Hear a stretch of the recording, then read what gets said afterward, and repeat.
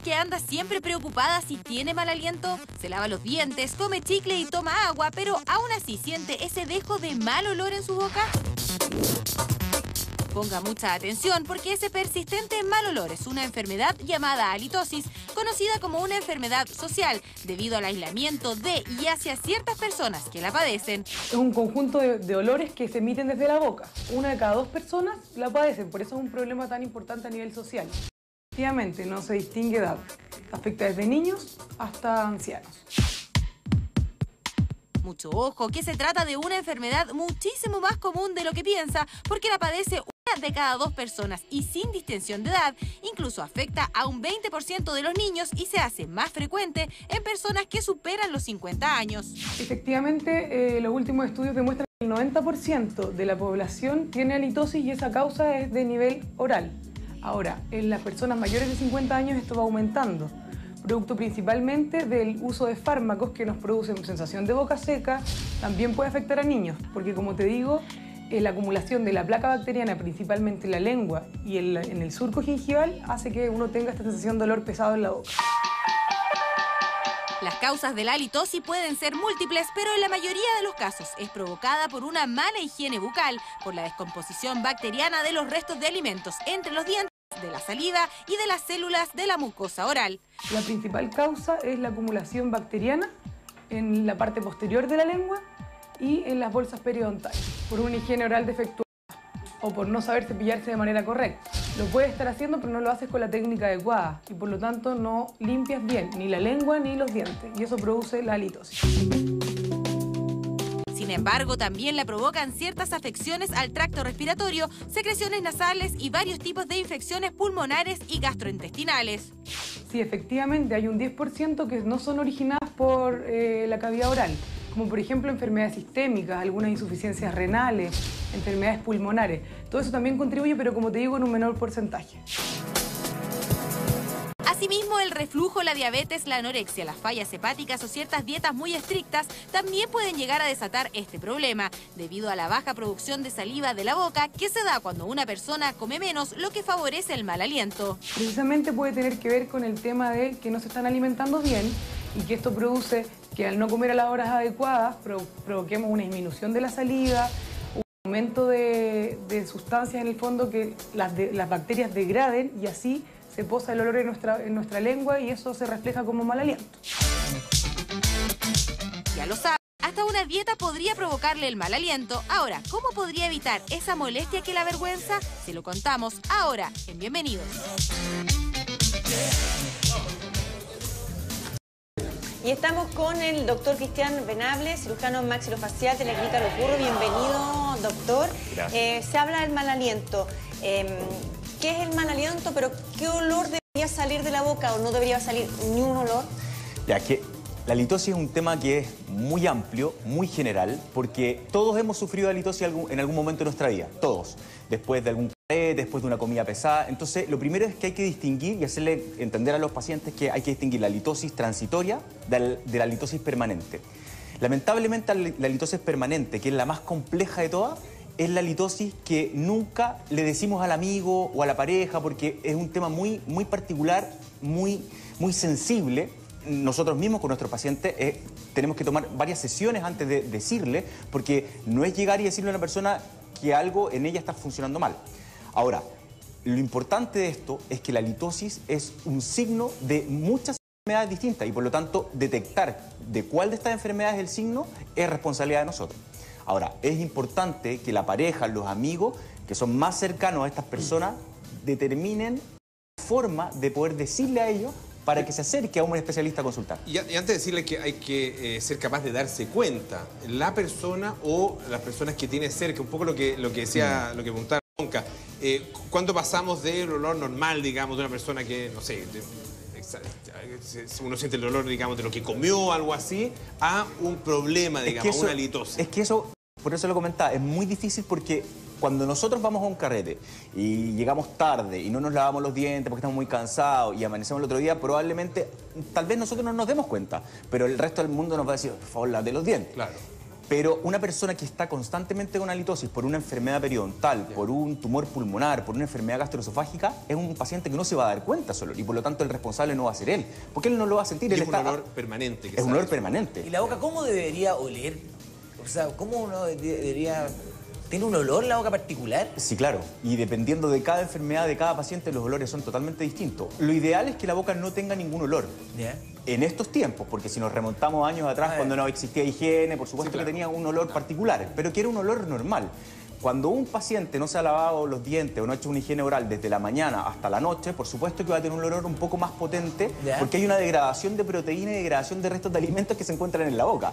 Ahora, distinto es un paciente o una persona que se lava los dientes 3 veces al día, que está preocupada, entonces va a depender mucho de cada persona. No quería dejar pasar una cosa que tú dijiste, la persona que tiene halitosis, ¿no se da cuenta que lo tiene? Lamentablemente no. Aunque sea así, aunque todo el resto del mundo, digamos, se le aleje, él no se da cuenta. Es que por eso va a depender mucho de la causa y por eso es importante consultar. Por ejemplo, vamos a hablemos de esas causas. Claro, hablemos de las causas para poder ejemplificarlo. Ya. Porque, por ejemplo, un paciente con un tumor pulmonar, vamos a ver una causa muy extrema. Cuando tenga un tumor pulmonar, un paciente está emanando un aroma que es muy característico, es un aroma a podrido, pero él no se va a dar cuenta porque viene desde muy profundo, no viene de la boca. Y por lo tanto, él, si se lava los dientes varias veces, está acostumbrado a su olor.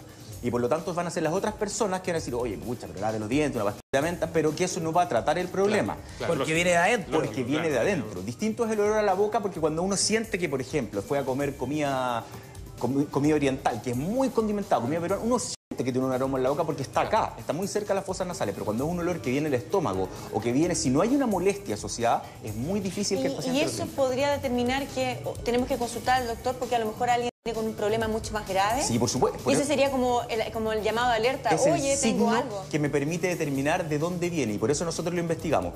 Nosotros, que somos odontólogos, somos la primera línea que captamos este tipo de pacientes. Entonces, descartamos todas las patologías buco-gastroesofágicas, o sea, de la boca, que no tenga enfermedad periodontal, que no tenga caries, que no tenga apiñamiento dentario.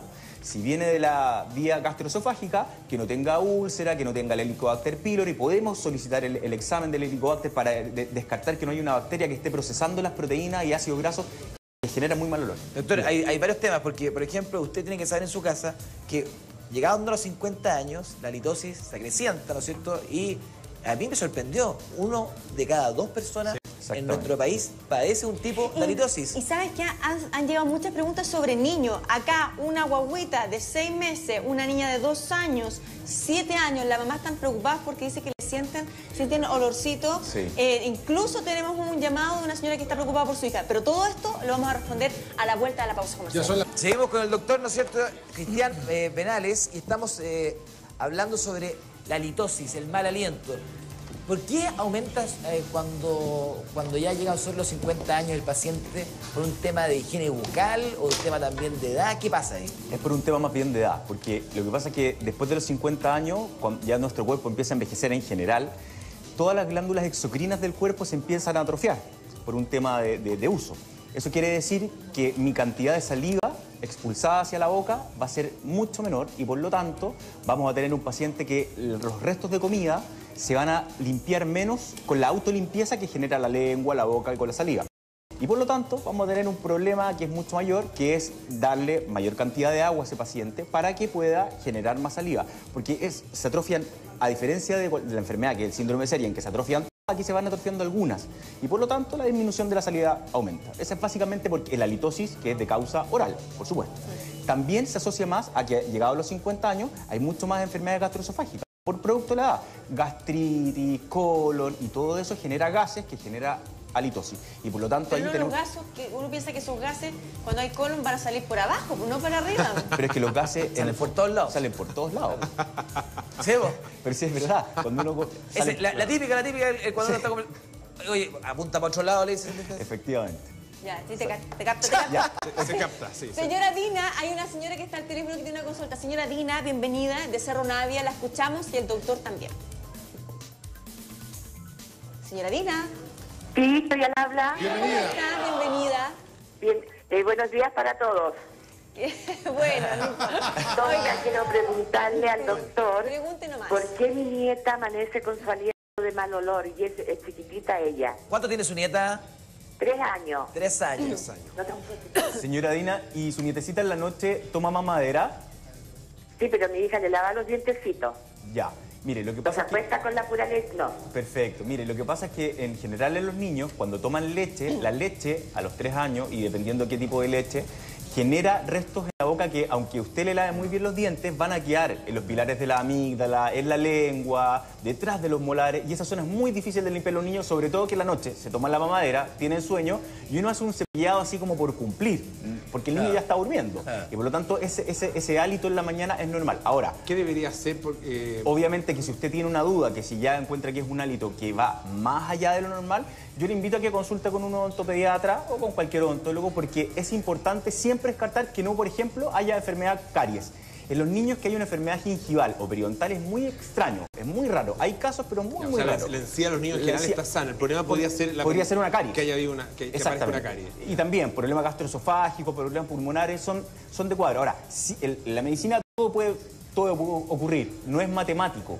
Pero si usted tiene una duda, yo le invito a consultar, para que se quede tranquila. Sirve, por ejemplo, si después de tomar la leche, claro, le lavan los dientes, y si hace un buen enjuague con agua, por ejemplo, ¿eso sirve? Sí, por supuesto. ¿Esos enjuagues bucales que venden sirven o no sirven? Sirven, sobre todo cuando son bien ocupados, y lo que pasa es que para los niños pequeños tenemos que tener la capacidad de la deglución controlada. Que no se lo traguen, traguen, porque tienen flúor y eso podría generar fluorosis, problemas gástricos, entonces es súper importante que el niño tenga esa Y capacidad. limpiarse la lengua, cepillarse la lengua, Sí. hacer un aseo en la Es lengua. súper importante, porque la lengua es donde se acumula la mayor cantidad de restos de alimentos y restos de placa. Ahora, decía en la nota que una de las partes donde se acumula también es como bien atrás en la lengua. Los pilares de la amígdala, los primeros pilares. Y ahí es difícil Es súper difícil, sobre todo para la gente que es muy nauseosa. Claro, Entonces, porque uno empieza a dan ganas de vomitar. Entonces lo que le recomendamos a los pacientes es hacer gárgaras con ciertos enjuagues que no tengan alcohol, porque si uno hace gárgaras con enjuague con alcohol, es tanto lo que arde que se lo terminan Entonces, tragando. enjuague sin alcohol. Entonces enjuague sin alcohol para hacer gárgaras. Y los que quieran, porque aquí hay un mundo de gama de enjuagues bucales.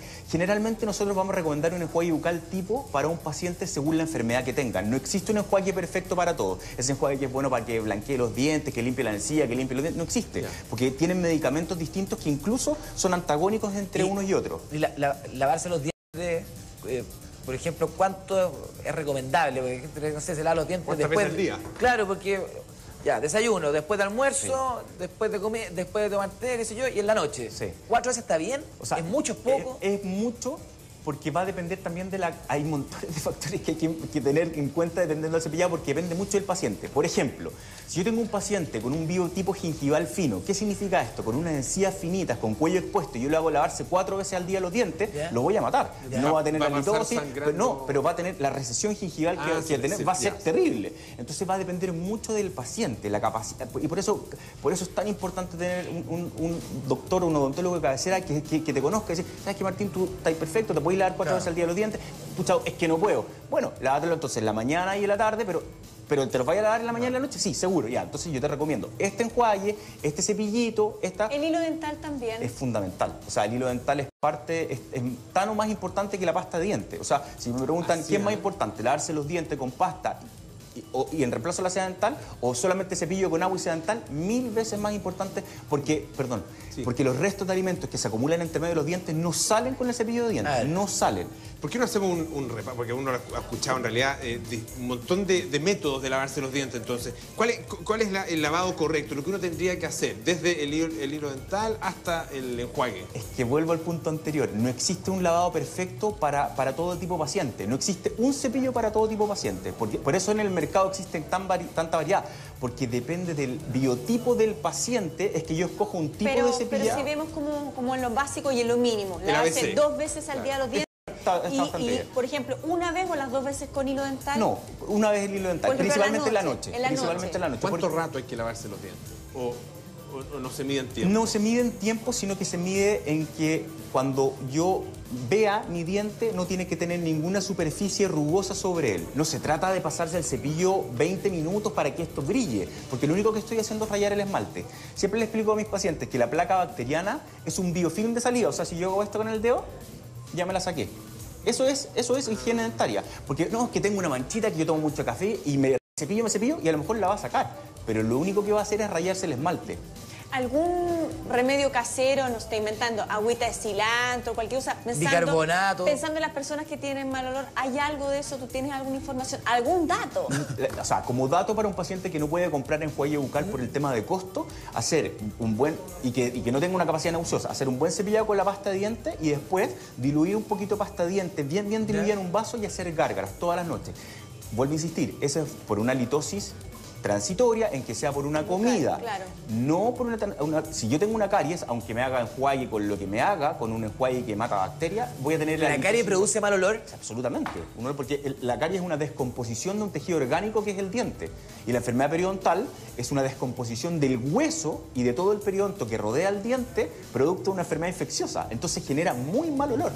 Oye, hay gente que está mandando hartos mensajes por Twitter, le están mandando muchos piropos al doctor, sí, que vino el doctor, también del estudio. Polo, no sé si vamos a seguir invitando a este doctor por no estar trayendo mucha competencia. Pero, doctor, ¿qué pasa cuando el origen de este mal aliento no está en la boca, sino que está a lo mejor en el estómago? Bueno, cuando nosotros captamos a los pacientes y hacemos el tratamiento en el fondo descartamos la caries como causa, descartamos la enfermedad periodontal como causa, descartamos que a nivel de la faringe y los pilares amigdalianos la causa, decimos, bueno, se nos acabó la causa. Todo eso lo la hace primera, el odontólogo. Todo eso lo hace el odontólogo. Eso lo va descartando. Claro. Y, bueno, dentro de nuestras capacitancias también decimos, bueno, entonces vamos a un segundo paso, que es por un tema de prevalencia. Veamos el estómago. Bueno, cómo se alimenta, cuántas veces come al día para ver más o menos el dieta. Toma café, fuma, hacemos una anamnesis completa. Si la respuesta es sí, empezamos a hacer una anamnesis del tema de los dolores de estómago. ¿Usted sufre de gastritis? Sí, doctor, yo tomo todos los días omeprazol. Perfecto. ¿Hace cuánto no va al gastroenterólogo? Tanto. ¿Se ha hecho una endoscopia últimamente? No. Ya, entonces empezamos a hacer a tratar de hacer un enlace con el gastroenterólogo, para que se haga una endoscopia. ¿Por qué? Porque una de las causas que genera la litosis es el Helicobacter pylori, que es esta bacteria que se aloja en el estómago, que produce la úlcera, que muchas veces no está en una concentración suficiente para producir una úlcera, pero sí para metabolizar gases y por lo tanto generar halitosis. La halitosis que está provocada, digamos, por la boca, por el esófago o por el estómago, ¿tienen cada una de ellas un olor característico? Sí, bastante característico. Es que en general los olores son bastante característicos cuando es de enfermedad periodontal, cuando es de caries. ¿Cómo lo podríamos diferenciar nosotros? La experiencia. Sí, me he demorado 10, 15 años en tratar de ir identificando los olores, siendo que hay algunos que son muy similares. Los que más cuentan son cuando son gastroesofágicos y la vía aérea, vía pulmonar. Son muy similares porque vienen del mismo tejido, son un tejido muy parecido, un parénquima muy parecido. Los de la boca son muy sencillos. Cuando un paciente me habla y es diabético, yo le digo, ¿usted es diabético? Chuta, me lo acaban de... ¿Por qué? Porque el olor del diabético es un olor como manzanilloso. ¿En serio? Tiene olor a manzana. ¿Y todos los diabéticos o la mayoría de los diabéticos expelan un olor particular? Sí. Salvo cuando están muy controlados y por lo tanto su glicemia está muy normalizada. Espérate, doctor, qué interesante. O sea, hay enfermedades que sí o sí son percibidas a través de los olores que expelemos. Entonces, está la diabetes. ¿Qué otra enfermedad? O sea, lo repetimos, las úlceras, o cualquier enfermedad que venga del tracto gastrointestinal. Gastritis, el colon irritable. El colon irritable, como lo conversamos delante, tiende a tener manifestaciones de dolores por otras vías. Ya. Pero, por abajo, digámoslo así, sí, por abajo. Digámoslo así. Pero también se genera porque obviamente son gases y los gases tratan de buscar salida. Ahora, las enfermedades respiratorias ya son las más complejas porque una bronquitis, cuando está en un estado inicial, no genera tanto mal olor. Pero cuando tenemos una bronquitis obstructiva a permanencia o una sinusitis crónica a permanencia, genera un olor también muy característico, que es un olor como un flegmonoso, que es como un olor infeccioso, porque obviamente tengo un caldo de cultivo, que son la mucosidad, y que está lleno de bacterias. Entonces es un olor que es muy intenso. Doctor, vamos a hablar, y usted es muy joven, tú lo decías, tiene que ver también con los pulmones, con las infecciones pulmonares o los problemas pulmonares que pueden manifestarse en el aliento. Un resfrío mal cuidado, una sinusitis, una bronquitis. O si tú fumas mucho, ese olor también con esa mezcla puede entregar un mal aliento. Y seguimos hablando del mal aliento, hablamos de los problemas bucales, hablamos de los problemas estomacales, nos quedó pendiente el tema de los resfríos, de la sinusitis. Doctor, cuéntanos qué tan incidentes son esos puntos para generar mal aliento. Mucho, sobre todo la sinusitis. La sinusitis es un caldo de cultivo de mucosidades que están en las cavidades perinasales, senos maxilares, senos frontales, y por lo tanto cuando esto está lleno de moco y que se infecta, se sobreinfecta, es un olor pero terrible. Pero uno también lo siente, Sí, ¿no? o sea, cuesta mucho porque como está todo obstruido, ¿Ya? el paciente no siente ningún aroma ni ningún sabor. Un paciente con una sinusitis es un paciente que no siente mucho, pero levemente siente un mal olor y que por lo tanto él generalmente va a lavarse los dientes pensando que es algo de comida. Tú decías en el corte que estábamos comenzando el tema y decía que fuertes de esas así que no se aguantan son signos de tumores. De tumores. Y de infecciones. Y de infecciones, los principales, sí. ¿En qué parte del cuerpo pueden estar ubicados esos tumores o esas infecciones? En las mismas 3 vías. Vía bucal, gastroesofágica y de la vía aérea.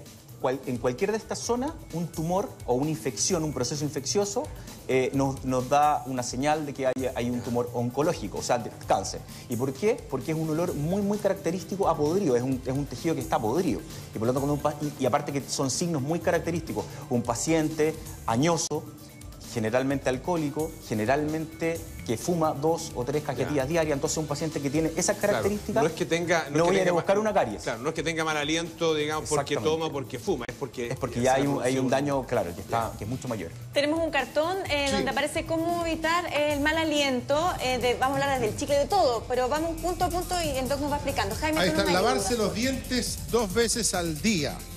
Eso, doc, 2 veces al Como día mínimo, como mínimo. como mínimo. O sea, Con, lo lo ideal más sería importante después con el hilo dental. El hilo dental en la noche es fundamental porque elimina los restos de comida que han quedado durante todo el día y por lo tanto durante la noche, que es donde menos secreción salival tenemos, es donde hay que tener la mejor higiene. Por lo tanto, el enjuague bucal es mejor en la noche, la seda dental es mejor en la noche. Y para los pacientes que tienen enfermedad periodontal o recesión gingival, están estos cepillos que son los interproximales, que yo a muchos de mis pacientes les recomiendo. ¿Cómo son esos? Son chiquititos. Son unos chiquititos como larguitos. Como larguitos, que se pasan entre medio de las encías. Esos son los típicos que usan los niños cuando les ponen frenillo. Sí. Lo que pasa es que hay unos especiales para los frenillos que son un poquito más grandes. ¿Ya? Porque para las encías son mucho más pequeñitos, ¿Ya? son como un pelo. ¿Y por ¿Ya? qué? Porque pacientes que tienen mucha dificultad de motricidad fina, por ejemplo, abuelitas, que les cuesta pasarse el inicio dental, es mucho más fácil pasarse eso. Y como un consejo, un tópico que lo ocupo mucho en mis pacientes, es sumergir este cepillito en agua oxigenada. ¿Ya? Agua oxigenada que vale 300 pesos, ¿Ya? de 10 volúmenes y pasárselo entre medio de las encías. Después del cepillado. ¿Por ¿El qué? agua oxigenada? Porque el agua oxigenada mata a las bacterias anaeróbicas que viven en todos estos sitios. ¿Cualquier agua oxigenada? De 10 volúmenes ideal porque ya de 20 es muy Hay cáustica. personas que se hacen enjuague con agua Malo, oxigenada. muy malo, porque el agua oxigenada, como afecta toda la cavidad bucal y toda la mucosa es muy delicada y se tiende a descamar. Oye, yo cuando era chico, mi mamá... mi mamá no me echaba el pelo, no. Por eso rubio, por eso rubio. Ahora acabamos de descubrir el secreto de Ahora entendemos. las rubias de Martín. Claro, Así cualquiera. Cuando yo era chico, mi mamá, a mí me dolía la garganta, parecía de amigdalitis. Mi mamá agarraba agua Sí, y le pues. echaba un poquito de agua oxigenada y decía, gárgalo con agua oxigenada. Es verdad.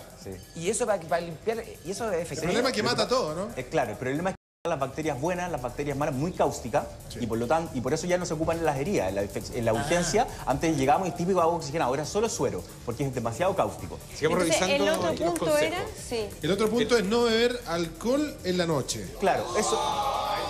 Ahí. Hay un reclamo, reclamo espontáneo. ¿Pero cómo? ¿Vamos a tener que empezar a tomar tomar medidas? medidas ya. ¿Cómo? Básicamente, nos va a dar un dato, a pero ver básicamente cuando tenemos algún evento, alguna reunión importante al otro día.